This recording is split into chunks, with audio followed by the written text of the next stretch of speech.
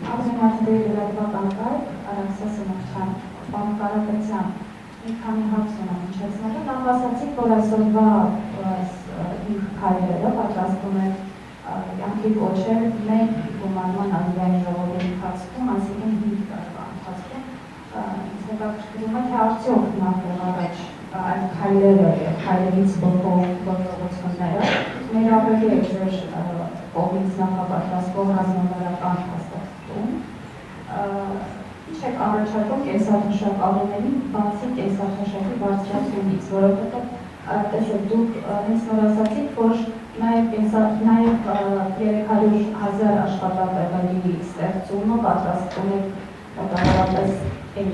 տարում իրագործել, իսկ ավելի վաղ ասացիք, որ աշխատատեղերի քանակի բարձրացում, մեծացումը 300,000-ով օգնի, որպեսզի կենսաթշակավորների համար ապահովի ավելի նորմալ ծերություն, ավելի ապահոված։ Իսկ 5 տարի հետո եք, այսինքն պատրաստվում բարձրացնել կենսաթշակները, ինչ այլ մեխանիզմներ եք կիրառելու, որպեսզի ավելի շուտ գաք այդ հաստին։ Եվ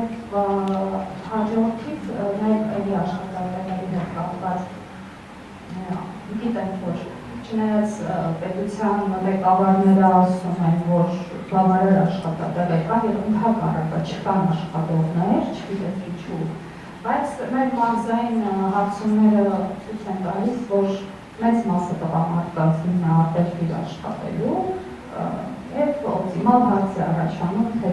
ինչ է առաջարկում բացի գործարաններ բացելու ծրագրերից, որի մասին բազից խոսել եք, ինչ այլ ծրագրեր կլինեն մարզերով մեր տղամարդկանց հետ բերեն Հայաստան, արտերկրի աշխատանքից եւ դուք իմ գործընկերոջը հարցնում եք, թե ինչ կասկածներ ունի որևէ այսօրվա նշված քայլի հետ կապված, այդքան կատեգորիկ չեմ լինի, բայց իսկապես մեկ քայլի հետ կապված հարց առաջացավ եւ այդ հարցը հետո առաջացավ նաեւ բաներն ընդհանրական ժամանակ տեսակետի կողմից, թե այնուամենայնիվ ինչպես է պատրաստվում այդ մուտքերը բյուջեը ապահովել, այսինքն ինչպես եք օպտիմալացնելու, կոմպենսացնելու այն բացը, որ կլինի ձեր ասած փոքր հարկերը, փոքր բիզնեսը չհարկելու հետևանքով եւ ինչպես եք անելու, որ նաև այդ տրոհումը տեղի չունենա մեծ բիզնեսը, փոքր բիզնեսների տրոհումը, որը նույնպես նշեցիք տեսակետները նաև քանի հարցեր։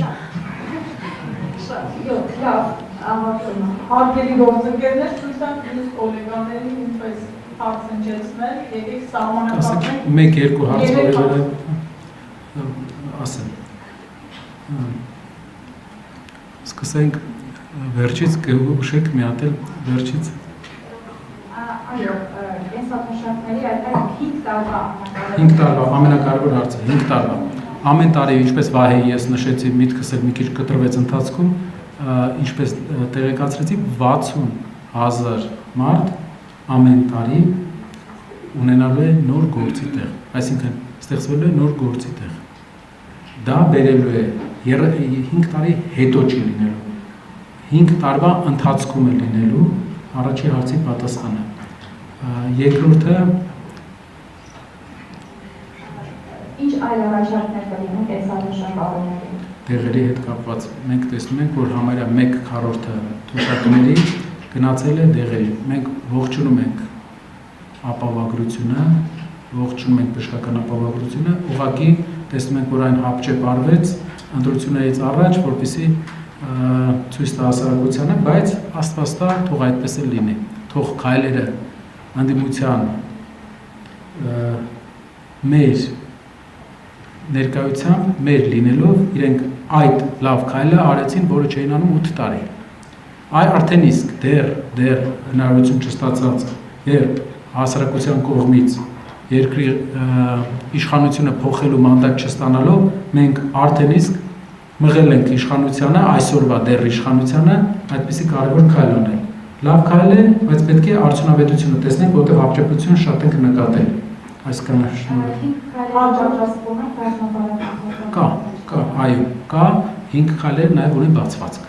5 քայլեր ունի բացվածք, ամեն քայլի ուղղությամբ կա տնտեսագիտական հիմնավորում։ Ներողություն Մարիամյան, բայց չեն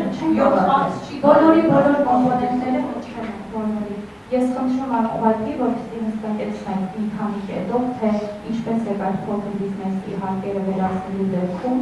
առաջացող ռիսկերը։ Առաջացող ռիսկերը, ասեմ, երկու ուղղություն կա, դա առաջինը արդյունաբերականացման արդյունքում հարկային եկամուտները եւ եկամտահարկի շեշտակի աճ, երկրորդը աշխատատեղերի շինարարական բումի արդյունքում աշխատատեղերի շեշտակի աճ, երրորդը սպառողական սպառումը, երբ որ աճում է, երբ որ մարդկանց մոտ ֆինանսական նոր միջոցներ են գերազանում, սպառման մոտարապես 20%-ը գնում է հարկ, չորրորդը մեծ ներդրումներ, որը մենք պատրաստվում ենք մեր գործընկերներին առաջարկել Հայաստանը որպես ներդրումային ճիշտ ուղղություն, հեշտ, լավ շահութաբերություն մեր գործընկերներին որպեսզի բերենք։ 5-րդը առևտրային լավ ռեժիմներ, ազատ ռեժիմներ այն երկրների, այն գործարարների համար, ովքեր կուզենան աշխարհի հետ Հայաստանով առևտուր անեն,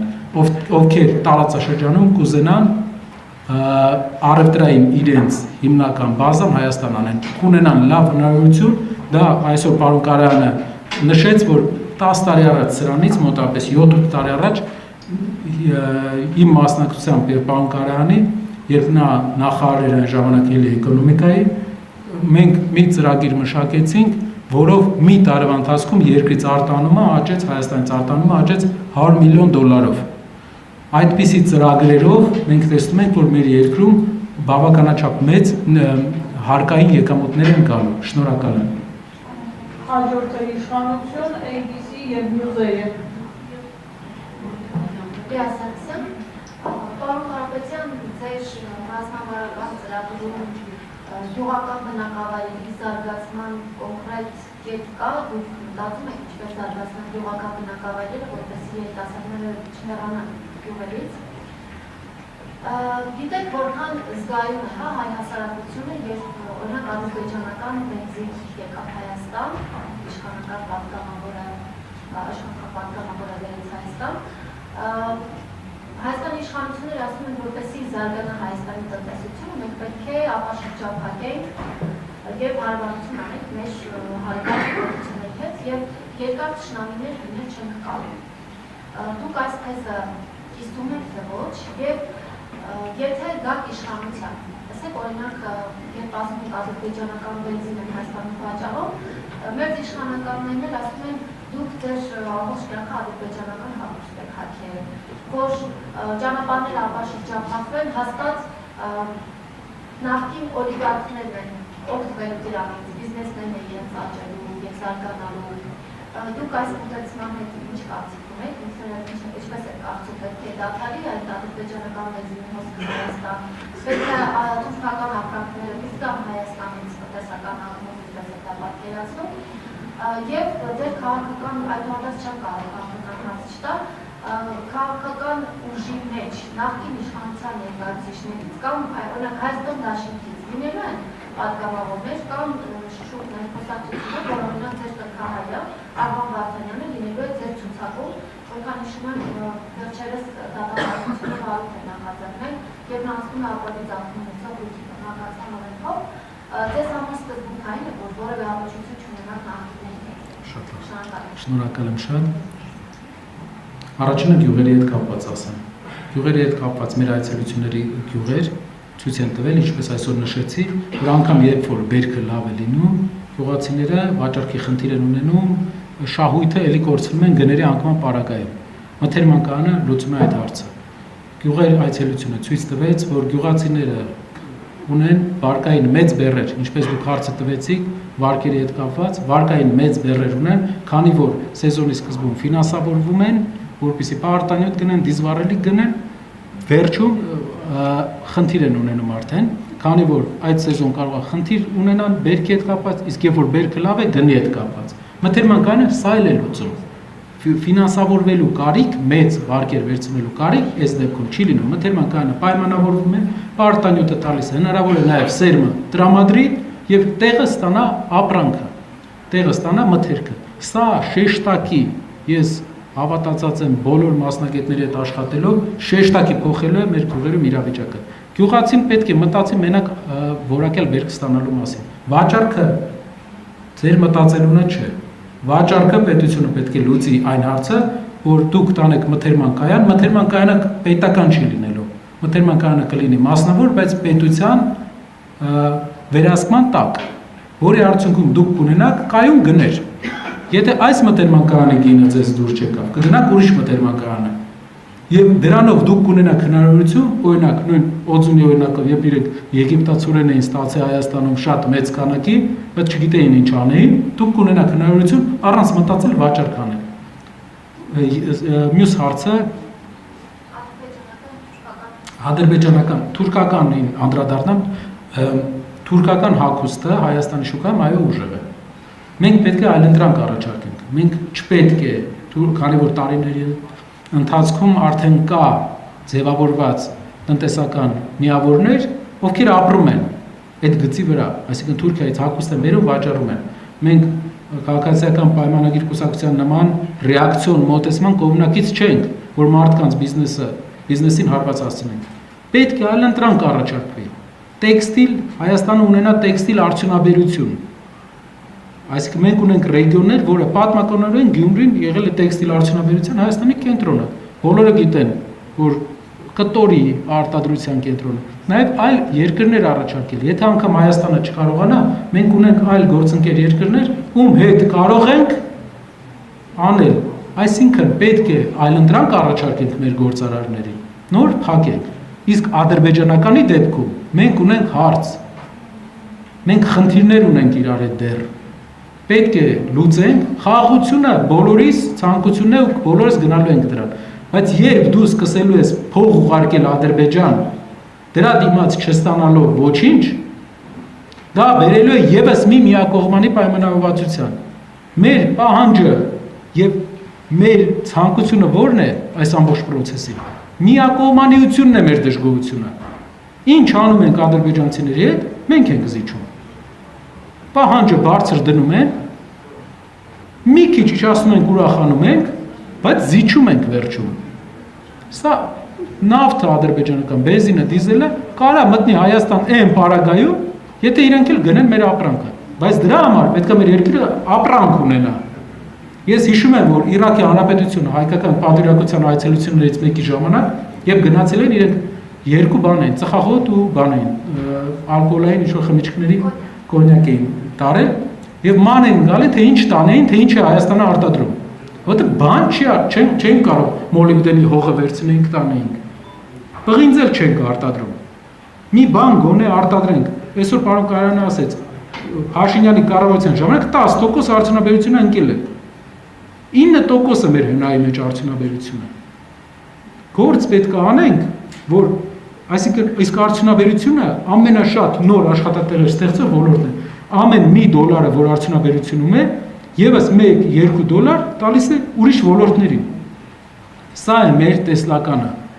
որի ուղղությամբ պետք է գնանք։ Եվ քաղաքական հարցը, քաղաքական հարցը, մեր թիմում լինելու են մարդիկ, ովքեր աշխատել են բոլոր կառավարությունների հետ, մենք ունենք մարդով աշխատել է այս կառավարության հետ, մենք ունենք մարդով աշխատել է այլ կառավարությունների հետ, կարևոր նախապայմանը մաքուր ձեռքեր եւ պրոֆեսիոնալիզմ։ Մենք 50 միլիոն չենք, որ ընտրենք, թե չունենք այդ մեծ ընտրությունը, մեր հասարակությունը, որ իրար մոռանանք այն մարդիկ, ովքեր ունեն մաքուր ձեռքեր ունեցել են եւ պրոֆեսիոնալ են, տեղ ունեն, մեր կարծիքով, իհարկե ուրիշ տեղեր էլ կարող են լինել մաքուր ձեռքերով եւ պրոֆեսիոնալ մարդիկ։ Այո, ինչ վերաբերվում է այն գործիչների, ովքեր երկարաժամկետ աշխատում են այլ քաղաքական մաս են կազմում այլ քաղաքական։ Քիչ է հավանական։ Ավելի շատ կլինեն գործիչներ, ովքեր մեծ համակիր են եղել, մասնակից են եղել, ուղղակի իրենք էլ կամ ինչ որ этаպում են մասնակից եղել։ Իրանք կլինեն, այո, պրոֆեսիոնալներ կլինեն, բոլոր կուսակցություններից Հայաստանում եղած։ հնարավոր է, մենք չենք բաժանում, որպեսզի հասկանանք տնտեսագետների մոտեցումը քաղաքական գործիչների մոտեցումից լրիվ տարբեր է։ Տնտեսագետները գնում են արդյունավետության հետևից, քաղաքական գործիչները, ես այսքան ժամանակ էլ վերջ չհասկացա հայ քաղաքական գործիչներից նշանակալի մեծամասնությունը ինչի հետևից են գնում։ Շնորհակալություն, հարգելի գործընկերներ, եկեք նաև հաշվի առնենք, որ պարոն Ղարաբեկյանը արդեն 4 ժամից ավելի խոսում է եւ ուղղում ենք մեկական հարց Newsam ABC News կնության։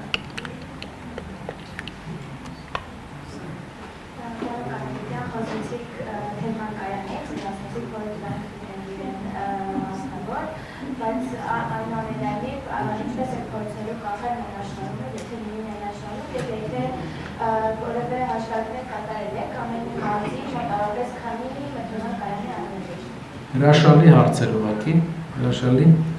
Մենաշնորհների հետ կապված հիմնական նպատակը այս պահին Հայաստանում կա 1-2 ընկերություն,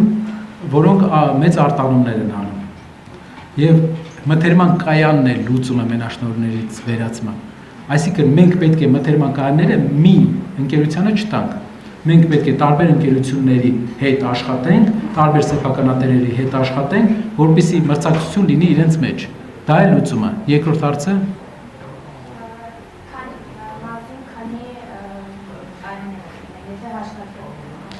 հաշվարկային Արարատյան դաշտ ունենալու է ավելի խիտ մթերման կայանների ցանց, իսկ մարզեր կան, օրինակ Վայոց ձորը մի քիչ ավելի ոչ խիտ, դա արդեն տեխնիկական հարցեր են, որի ուղղությամբ կշարժվենք հասկանանք։ ABC Media